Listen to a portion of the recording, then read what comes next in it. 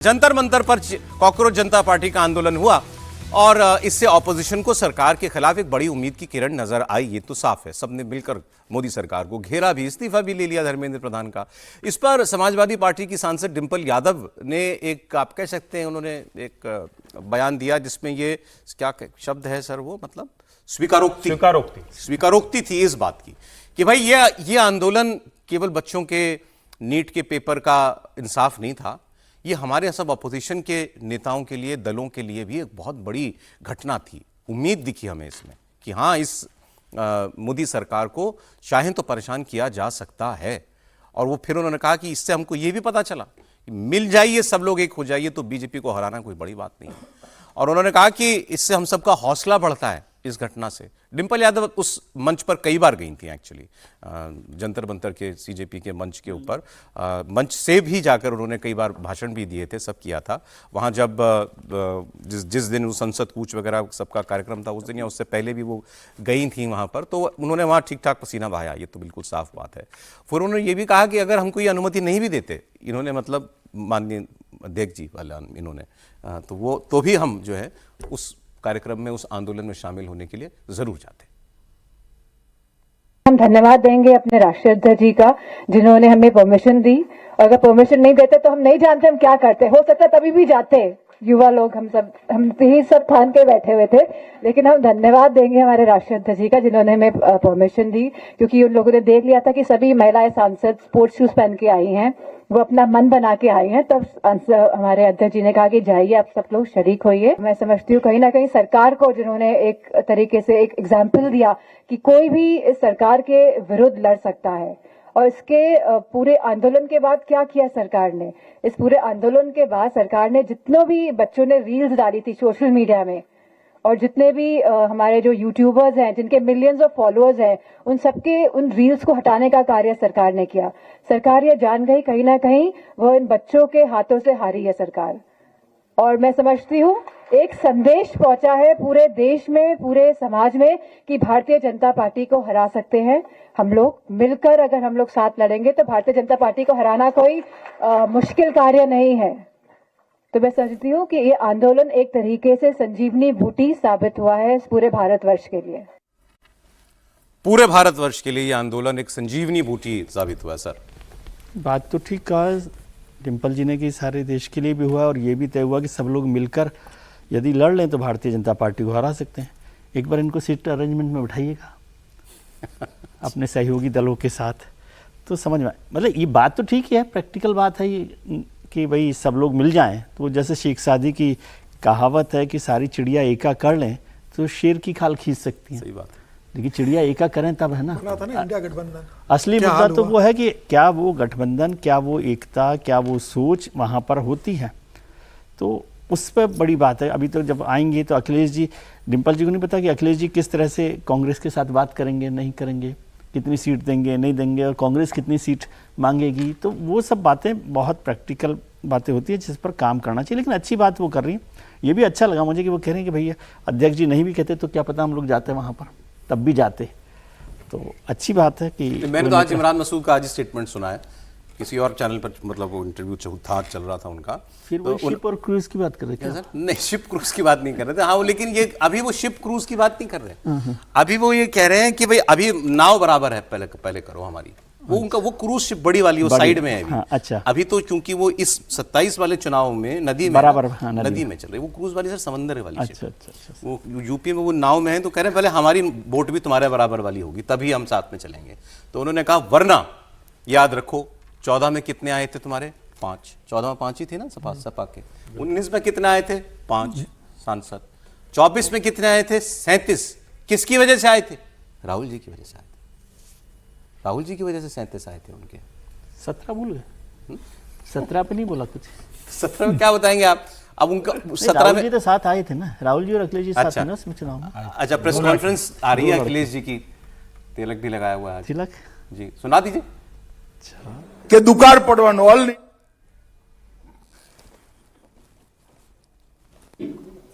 और लोगों के लिए इतना प्रतिष्ठित और महत्वपूर्ण बाजार बना करके समाजवादियों ने दिया, और जब उसको बेचा गया क्योंकि हो सकता है बंटवारे में कुछ बात न बनी हो। इसलिए आपको याद होगा कि उस समय डिप्टी सीएम जो हैं, उन्होंने पत्र लिखा था कि इसमें भ्रष्टाचार हुआ है। अगर शान अवध प्लासियो मॉल में भ्रष्टाचार हो सकता है, तो आप कल्पना कर सकते हैं कि जो 2 5 स्टार होटल के पीछे कोई इतना बड़ा स्थान हो, लगभग 20 एकड़ की जमीन, और न जाने कितने कमरे हैं उसमें, उसके अंदर Olympic size, world class, all weather heated swimming pool था। पूरे यूपी में शायद हीटेड इंडोर स्विमिंग पूल कहीं नहीं रहा होगा जो ये जीपीएनआईसी में समाजवादी सरकार में बना था। न केवल वो, बल्कि ऑडिटोरियम है वहां पर, बल्कि ऑडिटोरियम के साथ साथ ये JPNIC Jayaprakash Narayan international convention centre, उसकी बात अखिलेश यादव जी कर रहे थे। और कुछ अगर बोले महत्वपूर्ण तो हम जरूर सुना देंगे आगे भी। वो मैं बता देता हूँ हुआ क्या था कि वो कन्वेंशन सेंटर अखिलेश यादव ने बनवाया था जब 12 से 17 में इनकी सरकार थी उत्तर प्रदेश में। वाकई बहुत खूबसूरत बिल्डिंग है वो, और अभी तक वो अनयूज्ड पड़ी हुई थी, यूज ही नहीं हो रही थी, क्योंकि कुछ काम उसमें इनकम्प्लीट भी था। एक तो बहुत सालों तक टल गया उसके कंप्लीशन का काम, और अब वो अभी परसों नरसों ही जो है वो बिल्डिंग जो है 2 ग्रुप्स को लीज पर दे दी गई, जिसमें शायद एक होटल ग्रुप है, होटल ग्रुप ही है ना एक, उनको वो लीज पर दे दी गई है। तो वो उसी वक्त उन्होंने तंज कसा था कि अब बस सरकार को ही ठेके पे देना बाकी है। क्या आपत्ति वाली बात है दरअसल उसमें, उसको लीज पर दिए जाने में? नहीं, देखिए मुझे लगता है कि कई चीज़ें ऐसे, जैसे अगर उसको डेवलप करने के लिए आप किसी को देते, वो ज़मीन होती है और उसको आप डेवलप करने के लिए दे रहे हैं और सरकार को उससे उसकी तुलना में अधिक रेवेन्यू आ रहा है, तो कोई दिक्कत नहीं। मैं मानता हूं कि ये तो पब्लिक प्राइवेट पार्टनरशिप पे बहुत अच्छा मॉडल है, दुनिया में चल रहा है। लेकिन वो जमीन सरकार वहां कुछ बनाती है, क्योंकि आपको वो अखिलेश यादव दिख रहे हैं, मुझे तो सरकार ही दिख रही ना भाई, चाहे अखिलेश की सरकार हो चाहे योगी की सरकार हो, हमारे लिए तो उत्तर प्रदेश की सरकार है। सब कुछ बना, इतनी जबरदस्त वो संपत्ति, और उसके बाद आपने 2 प्राइवेट लोगों को उसको मुझे लगता है चलाने या कुछ होटल बनाने इस सब का दे दिया है कि आप उस तरह से चलाइए। तो ये काम सरकार भी कर सकती थी और उससे ज्यादा रेवेन्यू लेकर आती। शायद 20 साल के लिए कुछ 800 करोड़ में दे दिया है, मुझे जहां तक ठीक याद है 813 करोड़ के आसपास का कुछ था जो है। अब सवाल यही है कि उससे अधिक पैसे लगाकर इतनी बड़ी संपत्ति, और ये किसी भी राज्य सरकार के लिए समझ में नहीं, अगर पहले की सरकार ने बनाया है तो वो सरकार का ही तो पैसा लगा है ना, सरकार की ही चीज है। और अगर आपने उसको प्राइवेट को दे दिया तो क्या उससे वो खत्म हो जाएगा कि वो कब बना था कब नहीं बना था? और यहीं पर हर पुण्यतिथि पर वो माल्यार्पण के लिए झगड़ा भी होता है, हर साल झगड़ा, यही अखिलेश यादव कूद कर जाते हैं, वो भी मुझे समझ में नहीं आता क्यों नहीं जाने दिया जाता भाई। देखिए बात, खर्चा तो मुझे नहीं पता उसमें कितना लगा, और आप बता रहे हैं 800 कुछ करोड़ रुपए उसको 20 साल के लिए दिया गया, वो तो कॉस्ट बेनिफिट क्या है वो अलग, वो विषय अलग है। अगर नुकसान में जितने का बनाया उससे कम में 20 साल के लिए दिया तब तो बिल्कुल देखिए अब इसमें कितना बन गया है, लेकिन 2000 सीट का कन्वेंशन हॉल था, ऑडिटोरियम था, स्पोर्ट्स कॉम्प्लेक्स था, 107 कमरे बनने थे, वीआईपी सूट बनना था, बैंक्वेट हॉल, सेमिनार, अब ये सब कुछ अगर होना था। अब मैं एक्चुअली इस पे आना चाह रहा था आपसे, ये जो आपने सब उसके अंदर सुविधाएं बताई हैं, ये सरकार ने बनाया, इसका उपयोग क्या होता? कन्वेंशन सेंटर में आप सेमिनार करते, आप सरकार की बड़ी बड़ी मीटिंग करते, विदेशों के डेलीगेशंस आते हैं, उनको आप वहां पर ठहराते या उनके साथ आप मीटिंग करते, वहां ये काम होते, यही काम होते ना। स्विमिंग पूल में कौन वहां जाता? तो मेरा कहने का मतलब ये है कि इससे बेहतर क्या ये नहीं है कि वो प्राइवेट प्लेयर, मान लीजिए उसको कोई होटल बना के चलाएगा, उससे ज्यादा आमदनी नहीं है इसकी। अरे नहीं सर, आपको भारत मंडपम कहा जा, नहीं भारत मंडपम दिल्ली में है, और भारत और वैसी कोई चीज दिल्ली में थी नहीं। लखनऊ में आपके पास एक इंदिरा गांधी प्रतिष्ठान है, और होटल में अगर कहें तो एक अभी नया खुल गया है। उसके अलावा कोई ढंग का होटल नहीं कि आप जहां एक साथ बड़ा कन्वेंशन कर सकें। लखनऊ में आईपीएल के मैचेज होते हैं तो टीम रुकाने के लिए 2 होटल में रुकाना पड़ता है, एक होटल में पूरी व्यवस्था ही नहीं है।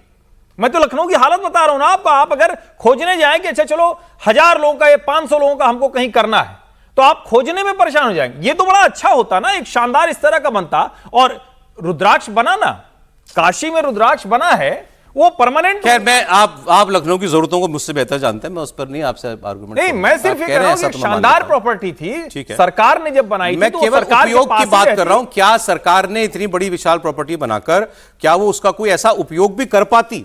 मुझे इस पर डाउट है सर। नहीं, देखिए, सरकार ने बनाया था तो उपयोग को ध्यान में रख के बनाया होगा। पिछली सरकार ने भी बनाया था तो उपयोग को ध्यान में रख के बनाया सरकार होगा। ने भी सोचा होगा ना सर, लीज पर देने से पहले। वो ठीक है, सोचना चाहिए था। कितना सोचा, क्या कॉस्ट बेनिफिट, कॉस्ट एनालिसिस तो हमने देखा नहीं है, उसमें क्या आएगा क्या जाएगा। लेकिन सिर्फ इस वजह से किसी चीज को डंप कर देना या डाइवर्ट कर देना या लीज पर दे देना कि पिछली सरकार ने बनाया था, वो गलत है। तो फिर तो स्टेडियम भी दे दो जी, मैं वही कह रहा हूं। स्टेडियम भी बनाया उन्होंने, वो उन चीजों से ऊपर उठ के पुलिस मुख्यालय भी बनाया, शायद इन्हीं का बनाया हुआ है। उन चीजों से ऊपर उठ के राजनीति करनी चाहिए। सरकारें जो भी हो, देश और प्रदेश के विकास में अपना योगदान देती है। कोई कम देता है, कोई ज्यादा देता है, अपनी दृष्टि है, अपनी विजन है जी। लेकिन जो अभी बात हो रही थी जैन जी के आंदोलन को लेकर, डिम्पल ने जो कुछ कहा, भारत को कितनी संजीवनी मिली तो ये तो कहना मुश्किल है, लेकिन अपोजिशन को संजीवनी मिल गई। 12 साल के शासन में 2 मौके सिर्फ ऐसे आए हैं जब नरेंद्र मोदी सरकार बैकफुट पर दिखाई दी। पहली बार किसानों के मुद्दे पर, जब 13 महीने के आंदोलन के बाद प्रधानमंत्री ने ऐलान किया कि मैं तीनों कृषि कानून वापस ले रहा हूं, और दूसरा अब जंतर मंतर पर जब धर्मेंद्र प्रधान का इस्तीफा हुआ एक लंबे दबाव के बाद। जी। दोनों बार राजनीतिक दलों की उसमें कोई प्रत्यक्ष भूमिका तो हरगिज नहीं थी, अप्रत्यक्ष रही होगी, उसके आरोप लगते भी रहे हैं। तो ये जनता की जीत थी। तो एक सबक तो यह है कि सरकार को जनता से या जनता के किसी वर्ग से भी सीधे नहीं टकराना चाहिए। राजनीतिक टकराव अपनी जगह है। और जहां तक एकजुट होने की बात है तो 2024 का लोकसभा चुनाव ये बताता है कि अर्थमेटिक बहुत क्लियर है। अगर आप एंटी बीजेपी वोट को डिवाइड होने से रोक देते हैं तो कोई बहुत रॉकेट साइंस नहीं बीजेपी को हराना। ठीक बात। लेकिन क्या वो संभव है? आपने इंडिया गठबंधन बनाया और 1 साल पूरा होने से पहले, लोकसभा चुनाव से पहले, आपके कम से कम 2 बड़े साथी, नीतीश कुमार चले गए बिहार में, यूपी में जयंत चौधरी चले गए। इसके अलावा बीजेपी ने क्या किया? जो चंद्रबाबू नायडू 19 में छोड़ गए थे आपको, उनको ले आए और तब ले आए जब दोनों के बीच तलखी बहुत ज्यादा हो चुकी थी अतीत में। तो पॉलिटिकल मैनेजमेंट बीजेपी का आपसे बेहतर है। ठीक है सर, ये आपको समझना पड़ेगा। इसका प्रमाण तो एकजुट होने का तो सही कह रहे थे वो, अभी आपको ही खुद ही देना पड़ेगा ना, यूपी के लिए देना पड़ेगा आपको। इसके लिए सामने वाले को वैसे इस वक्त युवा नौजवान जो हैं वो सबका फोकस उन्हीं पर है। प्रधानमंत्री मोदी ने आज खेलो इंडिया डायलॉग के जरिए युवाओं के साथ संवाद किया। उन्होंने कहा कि ओलंपिक खेलों में हमारी भागीदारी बढ़ानी है और अभी से खिलाड़ी तैयार करें ताकि 2036 में देश के लिए ओलंपिक में बेहतर नतीजे आ सकें। 15 अगस्त को भी लाल किले से उन्होंने देश के सामने एक स्पोर्ट्स विजन रखा था और कहा था कि सिर्फ मेडल जीतने तक ही सीमित ना रहें आप, बल्कि विकसित भारत और देश की खेल शक्ति को बढ़ाना ये उसके लिए अभियान है। प्रधानमंत्री ने आज कहा कि युवाओं को स्क्रीन से ज्यादा स्पोर्ट्स सेंटर और प्लेग्राउंड चाहिए। ये बयान मैं आपको भी दिखाता हूं।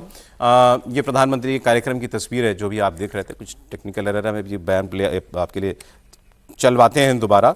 बात अभी हमारी चल रही थी कि अरिथमेटिक जो है वो ये प्रूव कर चुका है 2024 में। सर ने कहा कि अगर आप इसको 50% वोट की लड़ाई बना दें तो फिर मुकाबला बड़ा कड़ा हो जाता है भारतीय जनता पार्टी के लिए। सर सबके लिए ही हो जाता है। मतलब पहले आप देखें, कोई ये भारतीय जनता पार्टी को नहीं, यूनिटी जो है, अपोजिशन यूनिटी हमेशा ही करती रही है। 1989 90 का इलेक्शन देख लीजिए, 415 सीटों पर रहने वाली कांग्रेस को जो टूटा बिखरा विपक्ष था जिसने यूनाइट होकर कर दिया, हरा दिया ना।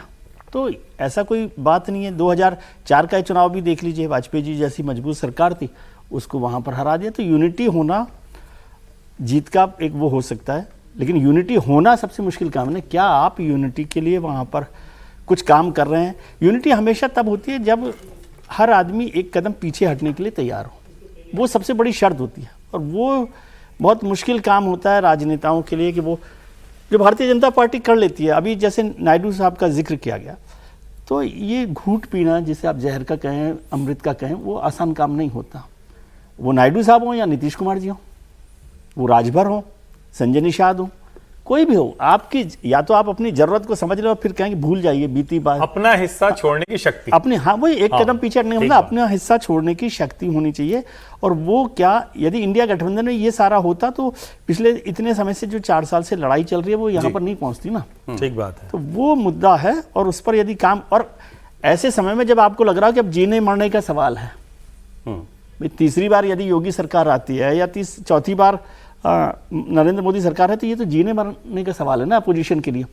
उसमें भी यदि आप एकजुट नहीं हो पा रहे अपना हिस्सा छोड़ने को या और कुछ करने के लिए, तो इस पर सारी बातों को सोचने लेकिन सर की यूपी में सब कुछ उनके हाथ में है भी नहीं, मतलब ऑपोजिशन की एका करने के लिए सभी कुछ समाजवादी पार्टी या कांग्रेस के हाथ में होता नहीं। भाई समाजवादी पार्टी और कांग्रेस, अरे वही लोग हो जाए, बसपा को छोड़ दीजिए आप, मैं कह रहा हूं वो दो भी हो जाएंगे, अभी दो ही थे ना कर ही लेंगे सर, 2024। ये तो समझौता कर ही लेंगे। नहीं समझौता कर लेंगे, एक समझौते को एक ईमानदारी से चलाने, जो आप देख रहे हैं ना 2024 में तो आपने देख लिया ना कि उन्होंने समझौता किया तो बेहतर रिजल्ट आया। और यूपी में तो एक बात और, ये सरकार का, जैसे हर्ष जी ने कहा, वो नाराज भी है कि सरकार ने ऐसे कर लिया, इतनी नाराजगी थी, शुद्धिकरण करवा के इसको कर सकते थे यूज। मैं ये कह रहा था कि आप वहां बसपा भी है, बसपा आपसे मैनेज नहीं होती है। अब छोटी पार्टियों में, अब वो आजाद समाज पार्टी वाले, चंद्रशेखर वाले भी, उनका भी एक पॉकेट में ही सही, उनका भी प्रभाव वहां पर बढ़ता जा रहा है वेस्टर्न यूपी में ही। इनके अलावा ओवैसी सर, बीजेपी के सारे सहयोगी दल पॉकेट्स वाले ही हैं। उत्तर प्रदेश में कोई भी बीजेपी का जो सहयोगी दल है वो पॉकेट से बड़ी ताकत नहीं रखता, लेकिन उन्होंने सबको एडजस्ट किया ना। सर वो जितना जोर एक करने के लिए लगाएंगे, बीजेपी तो लगाएगी ना कि आप ये करना हो पाए सामने। समीर जी। नहीं, निश्चित रूप से बीजेपी ये कोशिश करेगी, लेकिन अखिलेश यादव समाजवादी पार्टी के प्रमुख है, राहुल गांधी कांग्रेस के प्रमुख है, ये आपस में अंडरस्टैंडिंग कर ले, इसमें छोटे 1-2 दल और भले ही ये जोड़ ले, लेकिन क्या उत्तर प्रदेश में अगर अखिलेश यादव कांग्रेस 200 सीटें दे देंगे तो क्या ताकत है क्या इतनी सीटों पर लड़ने की? कांग्रेस की जमीनी ग्राउंड है? अखिलेश यादव जमीनी सच्चाई जानते हैं ना कि उत्तर प्रदेश में तो लड़ाई मुझे अकेले को लड़ना है, कांग्रेस की हैसियत नहीं है इतनी कि मैं उसको सीटें दे सकूं। और कांग्रेस को लग रहा है कि 6 सीटें हम लोकसभा के जीत गए हैं, तो हमें उत्तर प्रदेश में कम से कम बड़ा हिस्सा दिया जाए। तो मुझे लग रहा है कि भारतीय जनता पार्टी का जो गठबंधन वहां पर जो उत्तर प्रदेश के अंदर बना हुआ है, योगी आदित्यनाथ के नेतृत्व के अंदर, जैसे कहते हैं राजभर है, निषाद है वहां पर, अनुप्रिया पटेल साथ है और जयंत चौधरी वहां पर जुड़े हुए हैं, यह एक बहुत विनिंग कॉम्बिनेशन उत्तर प्रदेश के अंदर बना हुआ है। सरकार के बीच में इनकी अंडरस्टैंडिंग बहुत बेहतर चल रही है। ठीक है, बीच बीच में बयान इस तरीके से आते रहे कि भाई अनुप्रिया पटेल के पति आशीष पटेल के जो बयान आए सरकार को लेकर, वो सर्च करने वाले थे, कभी ओम प्रकाश राजभर क्या है, कभी निषाद क्या है, लेकिन ये सब जानते हैं कि अगर सत्ता में हमें बने रहना है तो योगी आदित्यनाथ और भारतीय जनता पार्टी के साथ बने रहना होगा। उत्तर प्रदेश में समाजवादी पार्टी खुद इतनी बड़ी ताकत नहीं है कि वो अपने दम पर सहयोगी दलों को खींचकर लेकर जाए। तो मुझे लग रहा है कि समाजवादी पार्टी की ताकत के दम पर ना कांग्रेस जीत सकती है ना बाकी कोई जीत सकता है। तो ये कितना भी एका कर ले, योगी आदित्यनाथ के नेतृत्व में भारतीय जनता पार्टी का गठबंधन बहुत भारी है। मुझे कहीं नजर नहीं आता कि निकाह करने के बाद भी, और पहले करके देखा है ना, अखिलेश और मायावती ने मिलकर चुनाव लड़ा, क्या किया? 2 लड़के लड़ सकते हैं, इन्होंने क्या किया? अखिलेश और राहुल गांधी मिलकर चुनाव लड़े।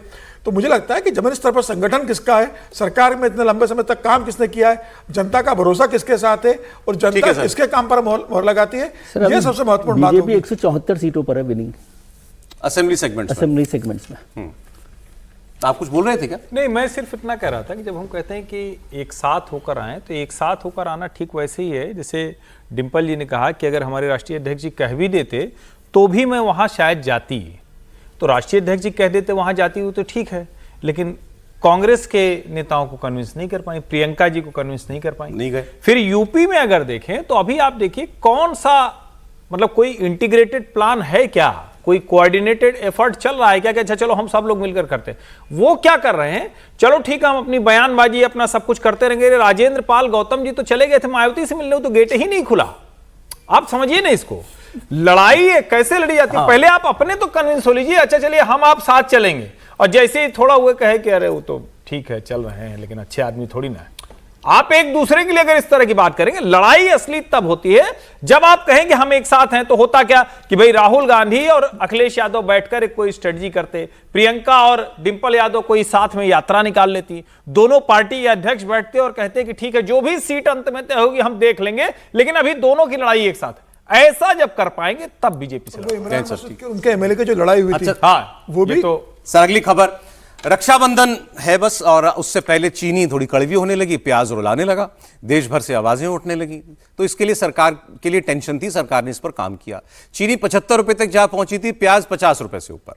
सरकार ने सख्ती शुरू की जमाखोरों के ऊपर, कालाबाजारों के ऊपर, और कुछ कदम ऐसे भी उठाए जिससे चीनी और प्याज की कीमतें कंट्रोल हुई। इंपोर्ट भी करना पड़ा उनको, वो प्याज एक्सप्रेस भी चलानी पड़ी। इसका असर 2-4 दिनों में दिखने लगा है। सरकार ने चीनी की जमाखोरी पर निगरानी बढ़ा दी थी। चीनी डीलर्स के लिए 30 नवंबर तक 400 टन की सीमा तय कर दी गई थी और अब 1 नवंबर से थोक विक्रेता भी 15 दिन से ज्यादा का स्टॉक नहीं रख पाएंगे। असर यह हुआ है कि चीनी की कीमतें 52 से 55 रुपए प्रति किलो के बीच आ गई हैं। प्याज के केस में भी कुछ ऐसा ही हुआ है। सरकार ने कांदा एक्सप्रेस चलाई थी, ट्रेनों से बड़े शहरों तक सस्ता प्याज भेजा गया था और इसके असर यह हुआ कि नासिक मंडी में प्याज 42 रुपए प्रति किलो पर आ गया, जो 50 रुपए हो गया था। अच्छा, इस सबके बीच एक बड़ा अजीबोगरीब बयान आया। कैलाश विजयवर्गीय जी मध्य प्रदेश के मंत्री हैं, उनका खूब वायरल हो रहा है बयान। उनसे पूछा कि साहब चीनी महंगी होगी, उन्होंने कहा बहुत अच्छी बात है, और हो जाए महंगी। चीनी खाता कौन है, और वैसे भी 40 साल के ऊपर तो खानी नहीं चाहिए, सेहत के लिए अच्छी नहीं है। मैंने बताया ना कि कल परसों शायद 70 थी, आज 60 हो गई और कम हो जाएगी। और वैसे भी आजकल 90% लोग मीठा खाना पसंद नहीं करते। मैं आपको बता दूं, मैं तो खाता ही नहीं हूँ। रमेश जी छूते भी देखते भी नहीं है। अच्छा, मैं तो कहता हूँ खूब महंगी हो जाए। बच्चों के लिए खाली कंट्रोल में बढ़िया सस्ते मिल जाए, बाकी बुजुर्गों को तो दे रहे। 40 के ऊपर शक्कर खाना डॉक्टर अच्छा नहीं मानता, आयुर्वेद तो बिल्कुल अच्छा नहीं मानता। आप चीनी खाते हैं? आप चीनी खाते हैं? सर अब नहीं खाते। आप लेकिन कैलाश जी के साथ आप नहीं, पहले तो हम लाई में डाल के चीनी खाते थे। वो वाली लाई आती है ना, उसमें चुपचाप नीचे थोड़ी सी महंगी वाली भी खा लेते थे ना। अरे सर, जो खाएगा वो खाएगा ही, पकाएगा थोड़ी नहीं। ये लोग अजीब सी बात कर रहे हैं। उन्होंने कहा नहीं खानी चाहिए किसी को भी। सर चीनी नहीं खाएगा, लेकिन आदमी खाएगा तो ना। इनके कहने से खाना भी छोड़ दे। ये अच्छा रास्ता सर, चीनी से तो मेरे को लगता है थोड़े दिनों में सब कुछ छोड़ना पड़ेगा। पहले वित्त मंत्री जो महंगा हुआ जो महंगा हो वो छोड़ दो। नहीं, हम कह रहे हैं वो फिर सबसे तो एक बड़ा बड़ा इलाज। अच्छा फॉर्मूला था सौरभ जी। मतलब अभी विजय सर इस पे सहमत होंगे। भाई हम कह रहे हैं आयात बिल घटाने के लिए पेट्रोल का इस्तेमाल बंद कर दो। हाँ, वहां उनकी सलाह माने तो अगर वो भी उनके हिसाब से सबसे अच्छा तरीका है। जो चीज भी जेब को महंगी लगे उसको बंद कर दो। वैसे तो आदमी करता यही है। वो देखिए, वैसे आदमी करता है भाई, जो पॉकेट पे नहीं जाती, पॉकेट के हिसाब से नहीं होती, उसको छोड़ देता है। लेकिन अब चीनी भी छोड़ दे, प्याज भी छोड़ दे। अब कोई प्याज का पूछ ही लेता उनसे तो वो कहते प्याज जी मत खाओ। अच्छा, वो कई बार कह भी चुके हैं लोग। वो निर्मला सीतारमण तो निर्मला कह जी चुकी ने थी कहा, वित्त मंत्री ने कहा कि लहसुन प्याज छोड़ दीजिए। वित्त मंत्री ने कहा था कि तो यदि सारे भाई, नेताओं में कोई मोटर होती है कि जो बंद नहीं हो सकती। भाई आप ना दो बयान, जरूरी तो नहीं है हर वही चीज को बोलना। देखिए, आपने कहा चीनी छोड़ देनी चाहिए, बहुत सारे लोग छोड़ देते हैं, डॉक्टर की सलाह पे छोड़ देते हैं, अपनी इच्छा से जागरूकता सर, ये से छोड़ नेताओं देते के हैं, बयान कम कर का देते हैं। लेकिन मसला है। नेताओं को बोलते समय थोड़ा सा संवेदनशील भी होना चाहिए। बिल्कुल, आप असली क्या बात है। बोल रहे हैं, लॉजिकल बात कर रहे हो भाई। एक इससे पहले बिहार के किसी नेता ने कहा था कि चीनी से तो बहुत डायबिटीज हो जाती है, डायबिटीज बहुत बढ़ रही है देश में। तो कुल मिला के कह क्या रहे थे। दूसरी बात जो आपने कहा कि सरकार ने सख्ती की, कदम उठाए, प्याज की कीमतें भी नीचे आ गई, चीनी की भी आ गई। एक बात मेरी समझ में नहीं आती है, और ये बात इस सरकार पर भी लागू होती है, मनमोहन सिंह पर भी लागू होती है। जब चीजें बेकाबू होने लगती है तब सरकार क्यों जागती है? भाई 12 दिन में चीनी की कीमतें लगभग हर दिन 1 रुपया बढ़ी। प्याज आप 50 बता रहे हैं, 59 पहुंच गई मार्केट में। जब हाय तौबा मस्ती है तब आपको क्यों याद आता है? आपका रेगुलेटरी सिस्टम पहले कहाँ होता है? अब आप कांदा एक्सप्रेस चलाओगे सर, बढ़ने से पहले कर देंगे तो आपको कैसे पता लगेगा कि सरकार कोई काम कर रही है? नहीं सर, इसमें सब कुछ हुआ तो सब रिपोर्ट हुआ, इंपोर्ट किया जा रहा है, कंट्रोल किया जा रहा है, ट्रेन चलाई जा रही है। मजे की बात देखिए, हम चीनी एक्सपोर्ट करने वाले दुनिया के बड़े देशों में से एक रहे हैं, हमें इंपोर्ट करनी पड़ रही है। ठीक है सर। फिर आप कह रहे हैं कि एथेनॉल में नहीं जा रही चीनी वाला गन्ना। कैलाश विजयवर्गीय तो मतलब एथेनॉल के चलते चीनी महंगी, एथेनॉल के चलते अंडे महंगे। एथेनॉल के चलते अंडे महंगे जी 40। देखिए, ये नया है। कल की रिपोर्ट आई है जो मुर्गियां भी चीनी खा रही हैं। वो नहीं खा रही है। अच्छा, दाना महंगा हो गया, दाना जो मक्का है, दाना महंगा हो गया। सर, ब्रेक का समय हो गया, आप कैलाश जी पर 2 शब्द बोल देते हैं। कैलाश जी तो वैसे भी बयानों के लिए जाने जाते हैं, हर मामले में कैलाश जी बयान देते हैं। अरे ये तो बताइए, इंदौर तो जलेबी वाला शहर है। बिल्कुल नहीं, और कैलाश जी का दुर्भाग्यपूर्ण बयान नहीं है। इस तरह से बयान देने से बचना चाहिए था। कैलाश जी बड़े नेता है मध्य प्रदेश के, और कम से कम इस तरीके से बयान देके जो चीनी खाते हैं या जो व्यवसाय कर रहे हैं या जो मिठाई वो कोई लिस्ट बना रहे हैं दुर्भाग्यपूर्ण बयानों की?